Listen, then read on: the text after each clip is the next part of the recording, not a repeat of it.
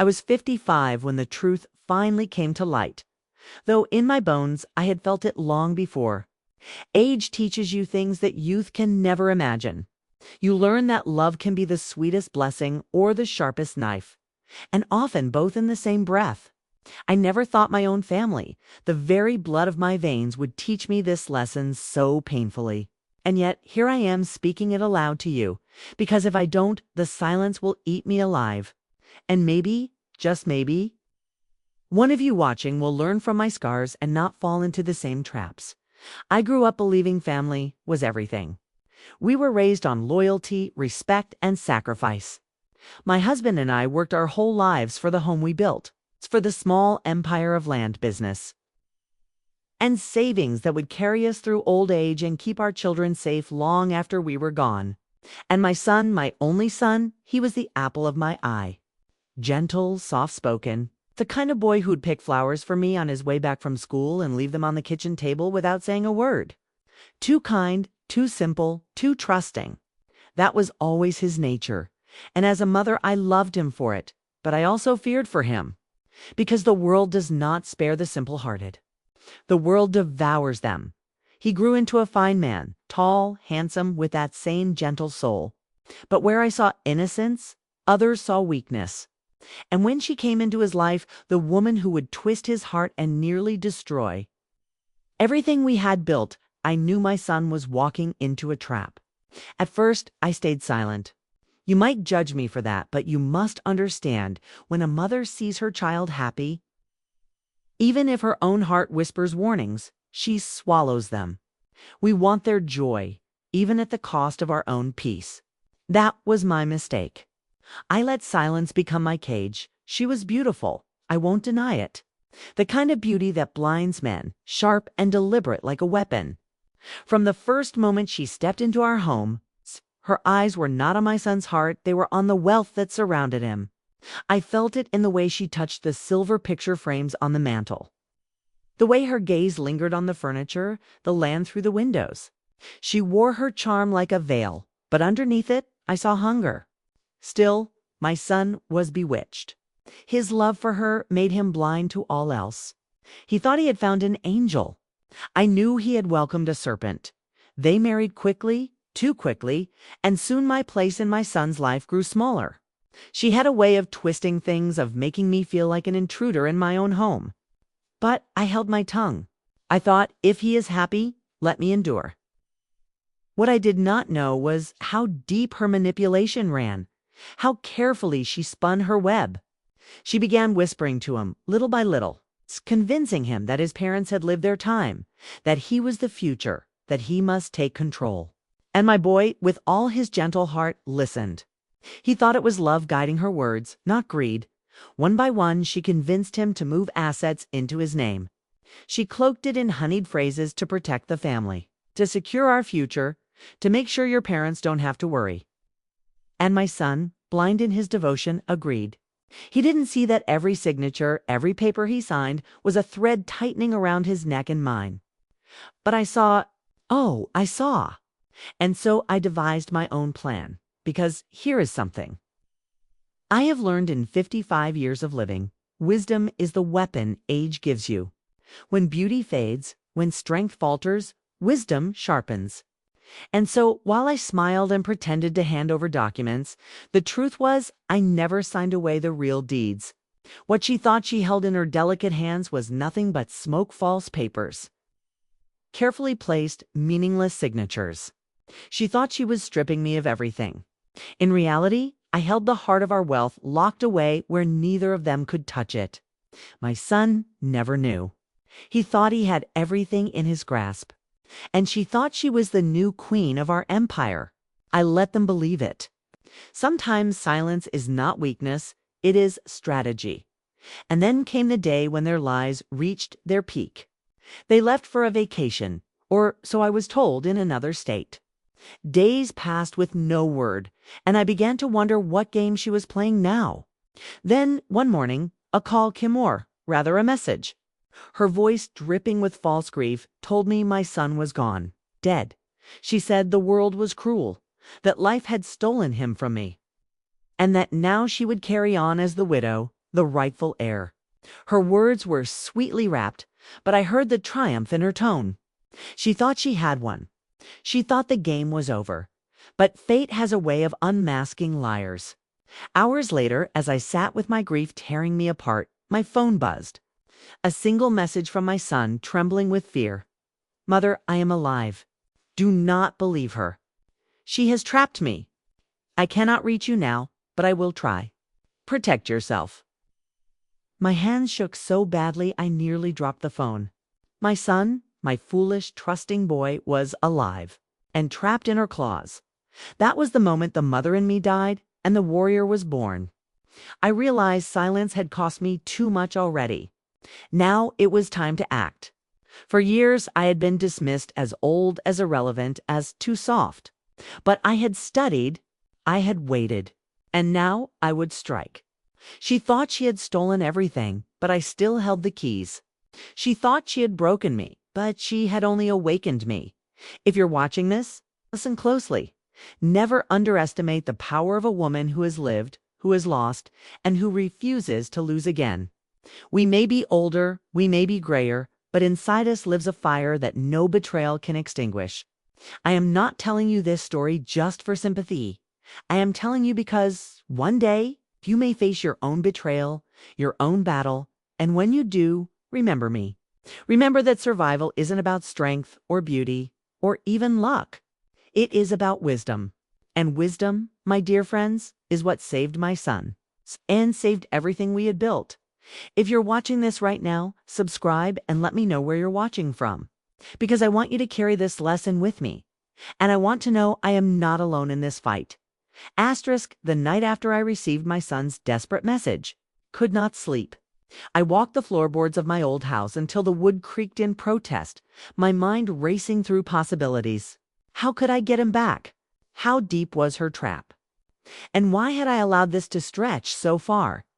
Guilt sat heavy on my chest, but beneath it was steel. I told myself, enough. No more silent endurance. No more pretending.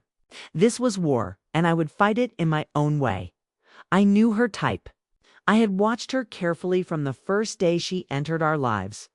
The way she flattered my son, the way she smiled at him with her lips, but never with her eyes. She studied weakness like a hunter studies tracks in the snow. She knew my son's innocence was his flaw, and she had latched onto it like a leech. But here's the thing about hunters. They never imagine that their prey might turn and fight. The morning sun rose cold and pale, and I sat at the kitchen table with a pen and paper, writing out every piece of leverage I still had. The fake documents were safe, locked away. The real deeds, the true power of our family wealth, were hidden in a place she would never think to look. She believed herself victorious, and that was my advantage. Overconfidence makes people careless. 2 days passed without another word from my son. Every second clawed at my heart, but I forced myself to think clearly. I kept replaying his words, "Do not believe her." That meant he was alive but under watch. She was bold, yes, but not stupid. If she had killed him, she would never risk contacting me at all. No, she wanted me broken, defeated, isolated. She wanted me to hand over whatever scraps she thought I still controlled. But she did not know I was already steps ahead. Then, just as I was planning my next move, she returned with another message. This time it was in person. She came to my door. Dressed in black, veil over her face, crocodile tears clinging to her lashes. "Mother," she said, her voice dripping with false sorrow, "I came to mourn with you, to tell you that he loved you until the end." I stared at her, long and hard. I did not invite her inside. I wanted her to stand there in the cold, to feel the wind bite her perfect skin. "You're bold to come here," I said. My voice was calm, steady, the way a blade is calm before it strikes. She tilted her head, pretending confusion. "I thought we should grieve together. But now, as his wife, it is my responsibility to protect his legacy. We must transfer all matters to my care. It is what he would have wanted." My lips curled in something that might have been a smile, though not a kind one. "Is that so?" "Yes," she pressed. "I know it must be hard for you, but it is the law. As his wife, I am now the rightful heir. All properties, all accounts, everything must come through me. I came here today not to take, but to ease the burden from your shoulders." For a moment, I simply let her speak, her lies flowing like poison honey. I watched her eyes, how they flickered with greed every time she mentioned wealth, how her lips curved at the corners when she tried to hide her excitement. She thought I was defeated. She thought she had one dot, and then, in a voice quiet enough to make her lean closer, I said everything he signed was a lie. Her face twitched. Just a flicker, but I caught it. She stepped back slightly, her confidence wavering. "What are you talking about?" I didn't answer. Instead, I closed the door in her face. Not with a slam, but with slow, deliberate finality. Let her wonder. Let her fear. A seed of doubt, once planted, grows quickly in the mind of a greedy woman. That night, I received another hidden message from my son. Just 3 words. I saw her. It was enough. Enough to confirm he was alive. Enough to confirm she had not fooled him completely. He was still fighting in his own way. And now I had to be strong for both of us. I began to set my own trap. I called in an old friend, a lawyer who owed me favors, and I told him everything. He was shocked at the audacity of her scheme. But when I explained how I had never handed over the true documents, his shock turned to admiration. "You were wiser than all of them," he told me. "This may be your salvation." We worked together in secret, preparing papers that would expose her lies, proving that everything she flaunted was counterfeit. I knew she would make her move soon, and when she did, I would be ready. But here is what you must understand. It was not just about wealth anymore. It was about my son. I could live without riches. I could start again from nothing if I had to. But I could not live without him, and I knew she was dangerous enough to ruin him completely, body and soul, if I didn't intervene, so I played her game. I let her think she was in control. I nodded. I smiled when she returned days later with new demands. Her voice sharper this time, her eyes blazing when I hesitated. "Give me what I want," she hissed, "or you will lose more than you already have." But what she didn't know was that every word she spoke, every lie she spun, I was recording. My lawyer advised me, gather proof. Let her hang herself with her own words. And so I did. Weeks stretched like years. My son remained in her grip, and though I knew he lived, I also knew he was suffering. I wanted to run to him, to tear him from her side, but I had to wait. Timing was everything. Strike too soon, and she would bury him deeper. Strike too late, and he might not survive. One evening, when the house was quiet and the shadows long, I sat by the fire and whispered to myself, "Hold on, my boy. Your mother is coming for you." And if you are watching this now and you feel betrayed or broken or lost, remember, sometimes silence is not surrender. Sometimes silence is strategy. And when the moment is right, you will rise, and you will take back everything they thought they stole from you. If you're listening, subscribe and tell me where you're watching from, because none of us should walk through betrayal alone. The following days became a theater of masks. I wore mine carefully, smiling when she arrived unannounced, nodding politely when she pressed her fake grief into my hands, pretending to tremble at her veiled threats. She believed she was intimidating me, but in truth, I was watching her every move. I noticed how her eyes darted when I mentioned my son's name, how her smile cracked at the edges when I asked simple questions she couldn't answer. Lies are like poorly sewn fabric, they always unravel with time. But the real torment was the silence from my son. Days without word, nights spent listening for a phone that never rang, staring at a door that never opened. My heart felt like a bird beating against a cage, desperate to break free, desperate to find him. I reminded myself over and over, patience is not weakness. If I moved too quickly, I risked losing everything. I began to gather allies quietly. A neighbor who had once been a policeman. A cousin who worked at the bank where my son had once held an account. And my lawyer, of course, the one man I trusted completely. Each piece fit into the puzzle I was creating. Each secret conversation, each whispered plan. brought me closer to reclaiming both my son and the truth.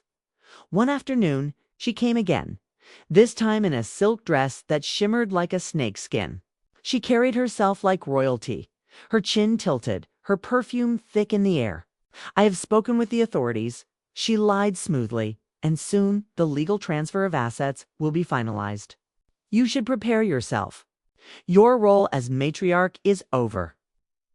I sipped my tea slowly, pretending calm, though inside my blood boiled. She thought she could erase me with a signature. That ink on paper could bury decades of sacrifice, sweat, and motherhood. She didn't know that every paper she held was worthless. A web of falsities crafted with my own hand. My role as mother, I said softly, is never over. Her smile faltered. Just slightly, but enough to feed my resolve. That night, I sat alone in my room, the moonlight spilling through the curtains, and I prayed. Not for wealth, not for revenge, but for wisdom. And in that silence, a thought came to me. She thrives on control, I whispered to myself. Take that from her, and she will crumble. The next morning I called her. My voice shook deliberately, the perfect imitation of a broken woman. Perhaps you are right, I said. Perhaps I should give in. Why don't you come tomorrow? I will hand over everything. Her laugh rang through the line like shattered glass. Finally, some sense. But little did she know tomorrow would not be her victory. It would be her undoing. I spent the next 24 hours preparing. I laid out the false deeds she had so desperately wanted. I placed them neatly in an envelope, sealed and waiting on the table. I positioned the small recorder beneath a lamp hidden from sight. And I practiced my lines like an actress before her greatest performance. When she arrived, her confidence was palpable. She swept into the room as though it already belonged to her, her heels clicking against the floor, her smile sharp. So you have come to accept reality, she purred. I nodded, hands trembling ever so slightly, but from the effort of keeping my fury hidden. Yes, I whispered. I only want peace. She snatched the envelope from the table, her eyes gleaming as she pulled out the papers. She scanned them quickly, her greed too strong to notice the trap. This is it, she said breathlessly. Last. Now everything is mine. And in that moment, when her guard was down, I asked quietly, did you enjoy sending me that message? Telling me my son was dead. Her head jerked up. Surprise flashed across her face before she could mask it.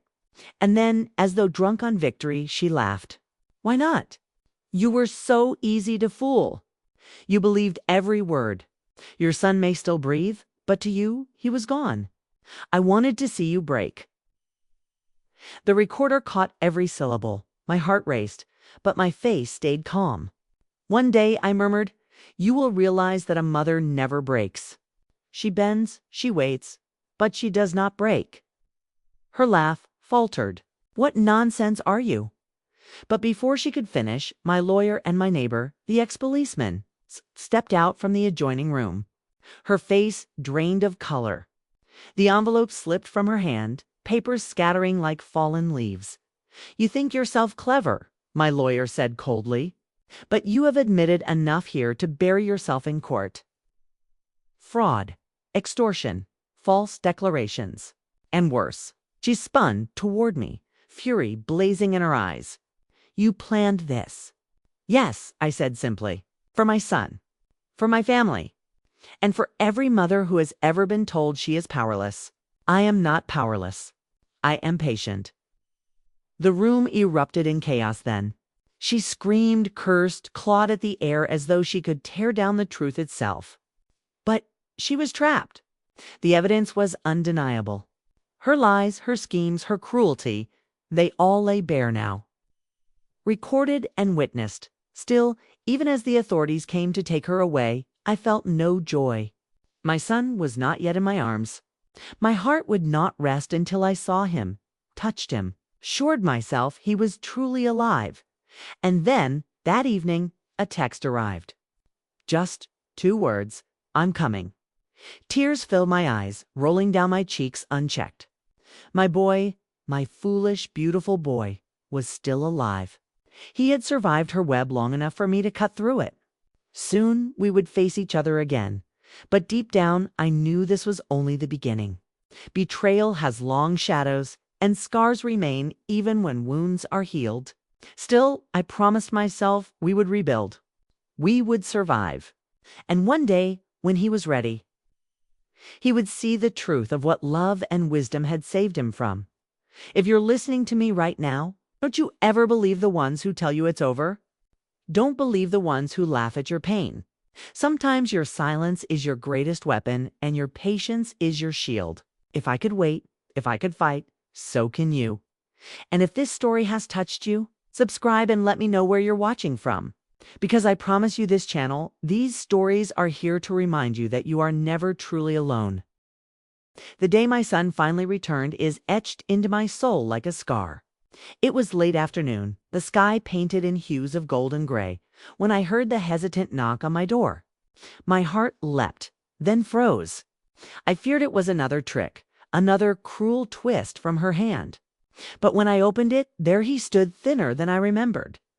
Eyes shadowed with exhaustion, but alive. My boy, my flesh and blood.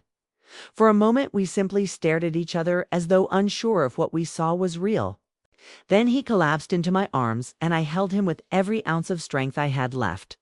My tears soaked his shirt, and his shoulders shook with sobs he had tried too long to hold back. "Mother," he whispered, his voice raw, "I thought I would never see you again." "Hush now," I said, though my own throat ached with grief and relief. "You are here. That's all that matters." But as I looked into his eyes, I saw the truth. He was broken in ways I could not immediately mend. His innocence had been burned away, his trust shattered. And though I wanted to celebrate his return, I knew the battle was far from over. We sat by the fire, and slowly, haltingly, he told me everything. How she had manipulated him. How she had filled his ears with lies about me, convincing him that I was greedy, controlling, unwilling to let him live his life. How she had used affection like a weapon, binding him tighter with each touch, each whisper. He had believed her, blinded by her beauty and her charm, until the day she showed her true face. By then, it was too late. He was already trapped. "She kept me isolated," he confessed, his voice trembling. "She told me you hated me for leaving. She said you had already disowned me. And when I wanted to come home, she threatened me. Said if I tried to leave, she'd destroy me." I clenched my hands into fists, fury boiling beneath my skin. "And when she told me you were dead," he flinched. "She said she needed to break you, that once you were gone, everything would be hers. I didn't know until it was too late. I tried to warn you. That message, it was all I could do." I touched his cheek, forcing him to meet my gaze. "You are not to blame. Do you hear me? She set the trap, not you. She used your kindness against you. That is her shame, not yours." But he shook his head. "No, Mother. I was blind. I was foolish. I let her drive a wedge between us. If I had listened to you, none of this would have happened." My heart broke at his guilt. He had suffered enough without carrying the weight of my disappointment. "Listen to me," I said firmly. "Every son wants to believe in love. You trusted because you are good. Do not let her poison turn that goodness into self-hatred. We survived because of it, and we will rebuild because of it." For the first time in months, he smiled, a weak, trembling smile, but a smile nonetheless. It was like seeing the sun through storm clouds. Still, I knew healing would take more than words. He had lived under her shadow too long, and shadows cling even when the light returns. In the weeks that followed, I watched him struggle with nightmares, with sudden fears, with bursts of anger at himself. Some days he barely spoke. Other days he paced the house like a caged animal, haunted by ghosts only he could see. And as his mother, I carried my own burden. I wanted to shield him, to erase the pain, but I knew I could not fight his demons for him. All I could do was stand beside him, steady and unyielding, till he found his strength again. But the world did not rest simply because we were healing. Her shadow lingered still. Though the authorities had taken her, I knew women like her rarely vanished quietly. Money, charm, manipulation, these were weapons she wielded with skill. And a part of me feared she would find a way back into our lives. One evening, as the fire crackled low, my son asked me the question I dreaded. "Mother, why did you stay silent all those years? Why didn't you warn me? Why didn't you fight her sooner?" I drew in a sharp breath. The truth was both simple and complex. "Because I wanted you to be happy," I admitted. "Because I thought if I interfered, you would resent me. I knew you were naive, but I hoped love would teach you in gentler ways." I underestimated her, and I overestimated my silence. He looked at me with a mix of sorrow and understanding. "You gave me space, and she used it against us." "Yes," I whispered, "but I also prepared." Every paper she thought was real was false. Every step she believed she won was a step into her own trap. I could not protect you from loving her, but I could protect you from losing everything. His eyes widened, realization dawning. "You planned this." I nodded. "Not everything, but enough. I have lived long enough to know that the world preys on innocence. And I knew one day your kindness might be turned against you. So I prepared not to control you, but to save you if the time ever came." He stared at me. Then slowly he reached across the table and grasped my hands. "You saved me, Mother, even when I didn't deserve it." Tears welled in my eyes. "You will always deserve it. You are my son, my heart. Nothing can change that." From that day forward, something shifted between us. The distance she had driven like a blade between mother and son began to heal. We spoke more openly, more honestly than we had in years. He began to trust my wisdom again, and I began to trust that he was stronger than I had feared. But just as peace began to settle, the first whisper of trouble returned. A letter arrived unsigned with only one line written in elegant script. "This is not over." I felt the blood drain from my face as I read it. I knew that handwriting. Even behind prison walls, her venom found its way to us. I folded the letter carefully and looked at my son. He saw the fear in my eyes and his own jaw tightened. "She won't stop," he said bitterly. "No," I agreed, "but neither will we." And as I looked into the flames that night, I realized this story was not yet done. Betrayal had many faces, and sometimes its shadow stretched far longer than you could imagine. But I would not cower. I had learned too much, endured too much. This time we would face her together. And if you're hearing my story right now, remember, this betrayal may wound you, but it can also sharpen you. Do not waste the lessons pain gives you. Use them. Protect what matters. And above all, never let anyone convince you that you are too old, too broken, or too powerless to fight back. If you're watching, subscribe and let me know where you're listening from. Because together, we can remind the world that women like us, we do not break. The letter sat heavy in my hands as though the paper itself carried her poison. I had hoped that once she was behind bars, her power would wither. But I should have known better. Some people carry storms within them, storms that cannot be contained by walls or steel bars. She was one of them. I burned the letter in the fireplace that night, watching the paper curl into blackened ash. But the words remained etched into my mind. "This is not over." My son noticed my silence over dinner. His fork clinked against his plate, but he barely touched the food. Finally, he set it down and looked at me. What did it say? I wanted to protect him from it, to shoulder the burden alone, as I had so many times before. But lies, even the gentlest kind, had no place between us anymore. So I told him. His face darkened with fury. "She dares. After everything she's done? She will always dare," I said softly. "That's who she is. A woman who believes the world owes her and that others are tools to get what she wants. Prison won't change her. If anything, it will sharpen her hunger." He pushed his plate away and rose, pacing the floor. "We can't live like this, looking over our shoulders, waiting for her to strike again." I reached for his hand, steadying him. "Then we prepare. We don't cower, we don't run, we stand." For the next few months, that is exactly what we did. My son found work again, though he struggled at first with the suspicion of others. Rumors had spread twisted versions of the truth. To some, he was a reckless fool. To others, a man complicit in her schemes. It hurt him deeply, but I reminded him daily, truth needs no defense. Time will reveal it. And slowly, time did.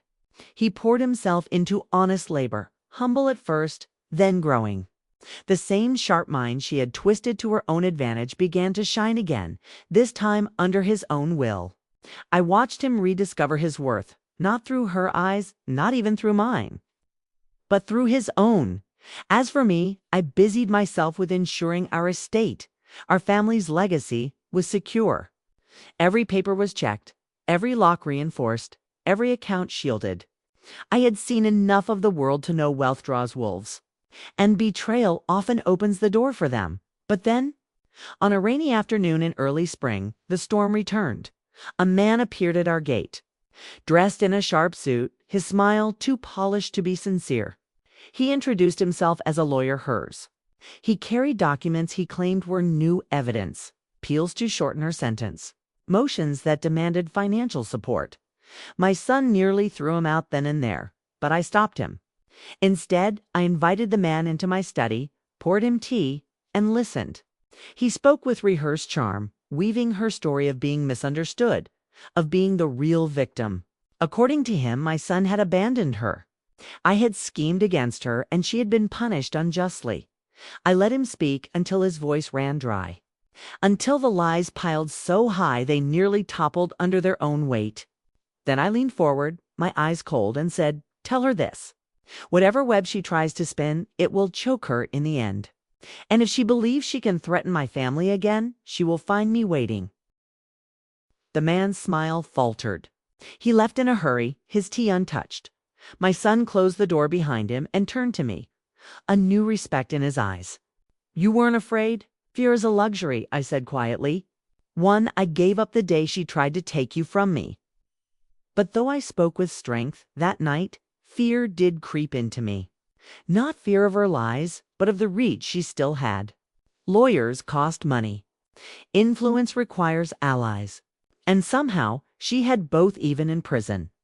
Weeks passed and small oddities began to appear. A car parked too long near our home. Strange calls in the middle of the night. A letter slipped under the door with no stamp, no postmark. Each time the same message in different words. This is not over. It was a game to her. A way to remind us she still existed in the shadows. But games have players, and she was not playing alone. Someone on the outside was helping her. One night, my son came to me, his face pale. "Mother," he said, holding out his phone. "Look at this." It was a message from an unknown number. A photograph of him taken that very morning as he left for work. Beneath it, 3 words, "We see you." My blood ran cold. This was no longer just her poison, it was action. Someone was watching him, following him. The trap was shifting, tightening again. I took the phone from his trembling hand. "Listen to me," I said, my voice steady though my heart thundered. "She will not win. You hear me? She will not take you again. Whatever it takes, I will end this."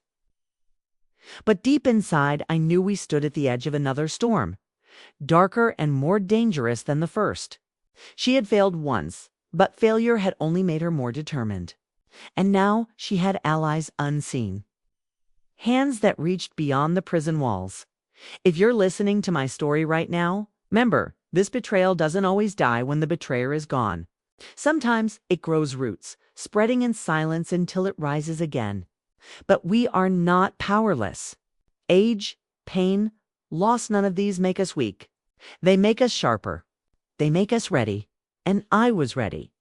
Whatever game she thought she was playing, she would soon learn this mother does not play to lose. Asterisk, I have always believed that storms give you 2 choices: run for shelter or learn how to stand in the rain. By the time the strange car began idling outside our street every evening, by the time the anonymous texts arrived at all hours of the night, I was already standing. And now, as the days grew shorter and the nights louder with my son's restless pacing, I knew it was time to stop waiting and start moving. I began where every mother begins, with watching. I wrote down license plates. I memorized faces. I made calls to old contacts I hadn't spoken to in decades. People think a woman over 50 fades into the background, but it's exactly that invisibility that makes us powerful. While they dismissed me as an aging widow, I was building a map: names, numbers, movements. Slowly, the shape of the network helping her from prison came into focus. One evening, my son had gone to bed. I dialed a number from memory. It belonged to a man who owed me a favor from long ago. Quiet investigator who had once saved my brother from a fraudulent business partner. He picked up on the second ring. I told him what was happening, every detail. He listened without interruption, then said, "She's running a classic diversion, but she's sloppy. If you're patient, we'll catch her at it." Patience. It had been my companion for years, but now it felt like a blade in my hand.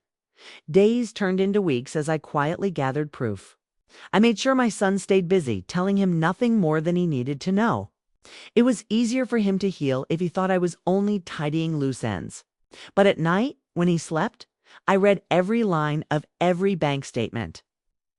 Every legal motion her lawyer filed. Every social media post from the friends she still had on the outside. Patterns emerged. A false account here. A small withdrawal there. A parcel sent to an address 2 towns over.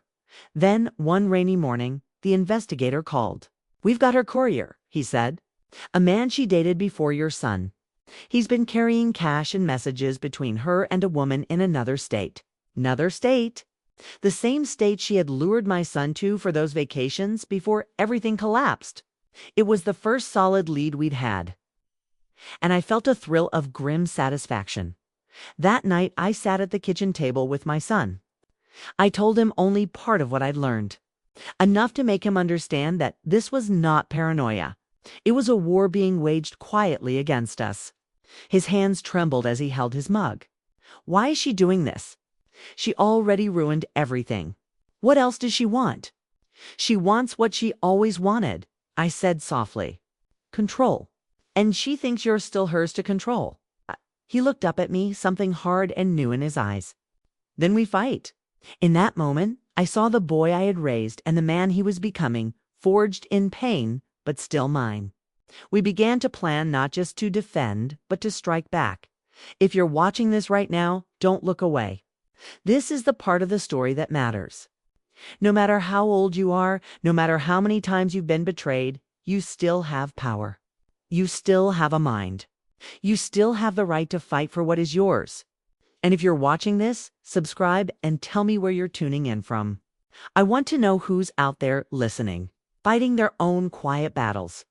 By spring, we had enough evidence to set our own trap. The investigator helped us arrange a transfer of funds. That looked real, but wasn't just as I had once given my son documents of wealth that were only paper. This time, the bait would lead not to my destruction, but to hers. When the courier arrived to collect the envelope, my son and I were watching from a distance. The man took it straight to a post office box linked to one of her remaining allies. Within an hour, the police had it in their hands. 2 days later, she called my son from the prison payphone. Her voice, once honey-sweet, was now a hiss. "You think you're clever?" she spat. "You think she can save you? You're both dead the moment I walk out of here." He hung up before she could finish. His hands were shaking, but not from fear this time, from anger. "She's never going to stop," he said. I put my arm around his shoulders. "No," I said, "but neither will we." And as I sat there, my arm around the boy I'd almost lost, I felt a calm settle over me. Because the lesson life had been teaching me over and over was simple. Wisdom beats beauty, patience beats rage. And a mother who knows how to wait can outlast any storm. I learned long ago that silence is the most powerful weapon a woman can hold. You don't always need to raise your voice or show your hand. You just wait. And in that waiting, the other side makes mistakes. For weeks, I kept my silence. I didn't confront her calls, didn't react to the ugly letters she sent, didn't flinch when her allies left strange notes on our gate. My son struggled with it. He wanted to fight openly, to scream, to prove to her she no longer owned his heart. But I reminded him, battles aren't always won with fists or fire. Sometimes they're won with patience and timing. The investigator and I wove a net around her without her even knowing. We traced her fake accounts to a woman in that far-off state. We tracked the courier's routes. We dug into property she'd tried to hide under other people's names. And then we set the bait. One evening, I called my son into the kitchen. I laid out the forged transfer papers, perfectly official looking, but worthless on their own. This, I told him, is what we will let her believe is our last defense. She'll grab it, and when she does, she'll reveal herself completely. He looked at me with a mixture of awe and sadness. "You've been planning this all along, haven't you?" I smiled faintly. A mother always plans, even when you don't see it. We didn't have to wait long. Through the prison's visitors list, we knew she'd sent word to her courier to collect something. The man came just as predicted. He thought he was clever, thought he was invisible. But the police, tipped off by our investigator, were waiting. They followed him, documented every step, and finally caught him handing over the envelope to her ally. The news reached her within hours. I knew it by the way she called my son the next day, her voice no longer smug but edged with panic. "You don't understand," she said. "They'll twist this against me. You have to help me. You know, I didn't mean for it to go this far." Son's face hardened. He said nothing, only listened. And for the first time since this nightmare began, I saw him see her for who she really was, a predator who had wrapped herself in silk and smiles. When the call ended, he turned to me. "She's scared, Kez," I said, calm and steady, because she finally understands she isn't the only one who knows how to set a trap. That night, I couldn't sleep. I walked the quiet rooms of my house, touching the furniture I'd polished for decades. The photographs of my children, the memories etched into every corner. She had tried to take it all, my son, my peace, my years of hard work. And yet, here it stood. Still mine. Still standing. And then something happened I will never forget. My phone buzzed after midnight. A message. From a hidden number. It was only a few words, but they froze me where I stood. "Mother, don't believe her. I'm alive." My knees went weak. For a moment, I couldn't breathe. The message was from my son, the son she had once declared dead to crown herself queen of our wealth. But now, here was proof. Proof that even in her darkest manipulation, her lies could never erase the truth. Tears blurred my vision, but when I wiped them away, all I felt was fire. She had wanted to bury us in grief. Instead, she had handed me the weapon that would end her game. The very next morning, I began to prepare the final act, because if she thought she was the only one who could write the ending to our story, she was wrong. When I woke the next morning, I felt a strange calm. The kind that only comes before a storm you know must break. I had the message from my son still glowing on my phone, proof that her cruelest lie was nothing but smoke. Proof that I had not lost him, even when she wanted me to drown in despair. I held on to that message like a weapon, a shield, a promise. I didn't tell him I had received it. I kept it close to my chest, waiting, planning. Because sometimes the most dangerous thing you can do is reveal the truth too soon. I wanted her to believe her game was still working, that her mask was still intact. Days passed and her calls grew frantic. She spoke to my son like a woman grasping at sand as it slid through her fingers. One day it was begging, the next day it was rage, the next it was poisoned with sweet promises. But I had taught my boy now to listen without falling. He nodded when she ranted. He stayed silent when she cried, and every time he hung up with eyes harder than before. The investigator brought me updates. She's tightening her circle, growing desperate. That's when mistakes are made. And then her biggest mistake came. She demanded a meeting. A legal visit in prison, claiming she had urgent papers my son needed to sign. She thought she still had power over him, thought she could corner him again, even from behind those bars. But she didn't realize who would be sitting across from her that day. Not my son, me. I will never forget the way her eyes widened when I walked into that visiting room. The glass between us could not hide her shock. She had dressed carefully, even for prison, her hair brushed, lips painted pale. But the control in her face slipped, just for a heartbeat, when she saw it was me. "You," she hissed, leaning close to the phone. "Where's my husband? Where's my son?" I sat down slowly, calmly, and lifted the receiver. "Alive?" I said. "Alive in ways you never expected. And watching." Her mask cracked. She slammed her palm against the glass. "You don't understand. He belongs to me. I made him. I gave him everything he wanted. Without me, he's nothing." I leaned forward, lowering my voice so only she could hear. "Without you, he has everything. His life, his freedom, his mother, his soul." Her lips curled, but behind the sneer, I saw the flicker of fear. She knew. She knew the trap had closed, even if she couldn't yet see all the threads. "I'll ruin you," she spat. "You think you're clever with your tricks and your fake papers. But I'll crawl out of here one day, and when I do, you'll both beg me for mercy." I smiled, a calm, steady smile. "You won't crawl out. Because while you were busy weaving lies, I was weaving proof. Proof of every theft, every forged signature, every whispered order to your little couriers. You thought you were the queen of our world, but you were only ever playing checkers while I played chess." Her eyes narrowed, sharp as glass. "You wouldn't dare." "Oh, I already did," I whispered. "And soon everyone will see the truth, including my son. He already knows more than you think. He's stronger than you think. And you," I let my voice soften, almost pitying. "You're just a shadow of what you pretended to be." For the first time since I'd known her, she had no words. Her painted lips trembled, but nothing came out. The guard tapped the glass, signaling the visit was over. I placed the receiver down with quiet finality and stood as I walked out. I didn't look back. That night, I showed my son the message I had received. The one she never knew slipped through her net of lies. His eyes filled with tears, and for the first time in months, he hugged me tight, whispering, "She'll never break us again." And in that moment, I knew. The storm was almost over. But the final strike, the moment she would be undone by her own greed, was still to come. The very next week, the investigator called me with a voice heavy with triumph. "It's done," he said.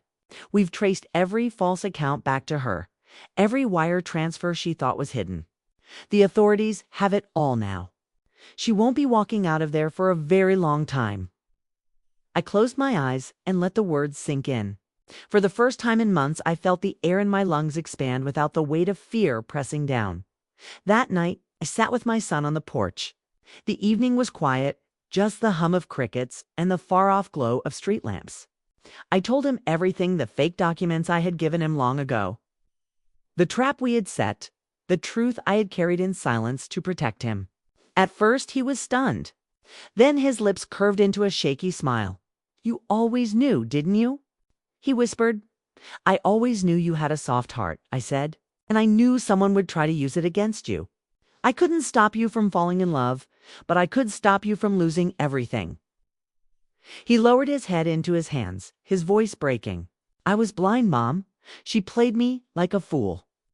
I reached over and lifted his chin, making him look at me. "You weren't a fool. You were a man who wanted love. That isn't weakness.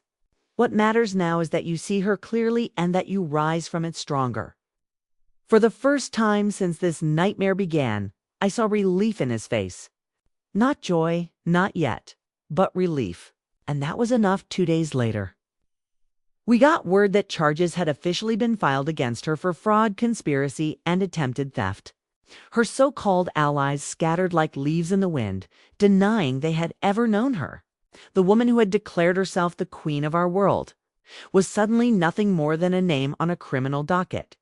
But the part that stayed with me most wasn't the charges, or the headlines, or even the relief of securing our wealth.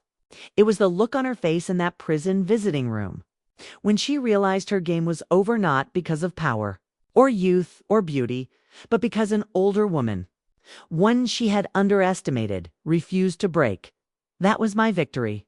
Not the papers, not the money, not even the safety. My victory was in proving that wisdom, patience, and love can outlast every trick, every lie, every betrayal. And if you're listening to me now, take this to heart. Don't let anyone tell you your years make you weak. They make you sharper. They make you stronger. They make you a storm no one sees coming until it's too late.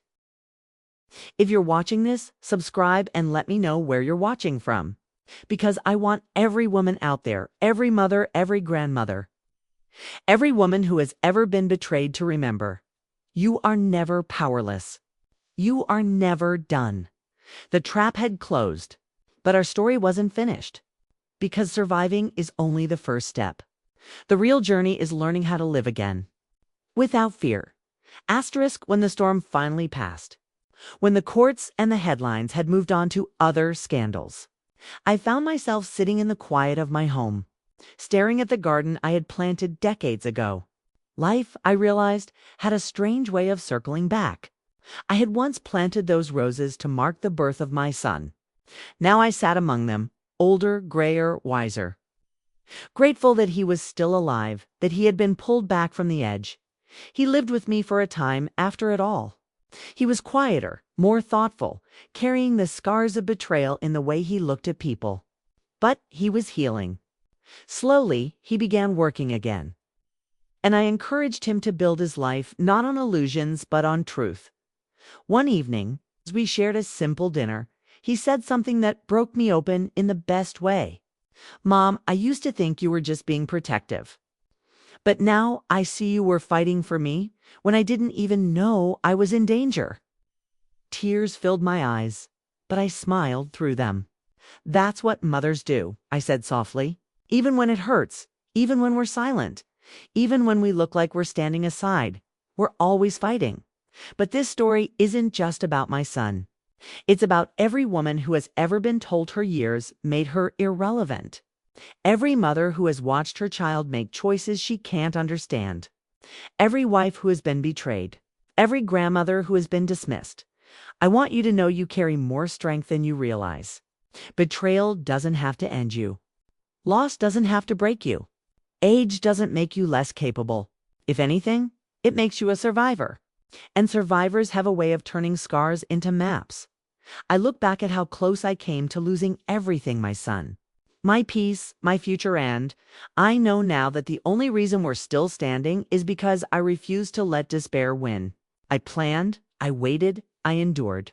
And when the time came, I acted. That is the lesson life has taught me. Wisdom is the sharpest weapon you will ever hold. So if you're listening to my story tonight, don't forget this: whatever trap you are caught in, whatever betrayal has cut you, whatever storm is raging in your life, it is not the end. Not unless you choose to let it be. Because if a woman like me, past 50, gray-haired and often overlooked, can outwit the lies and save everything I love, then yes. You can rise to dot, and if you're watching this, subscribe and let me know where you're watching from. Because I want to remind you personally that you are not alone. You have a story. You have strength. And maybe, just maybe, you have a storm of your own waiting to be unleashed. My son and I often sit on that porch now. The silence no longer heavy, but gentle. We talk about the future, about starting fresh, about building something real from the rubble. The wounds are still there, but they no longer bleed. They remind us where we've been and they push us to keep walking. So I close this chapter not with bitterness, but with gratitude. Because the betrayal that almost destroyed us became the fire that refined us. And today I stand here not as a victim of deceit, but as a woman who survived, who fought, and who won. And if my story leaves you with nothing else, let it leave you with this: never underestimate the strength of a woman who has lived, who has loved, and who has learned. Because sometimes survival is the sweetest revenge.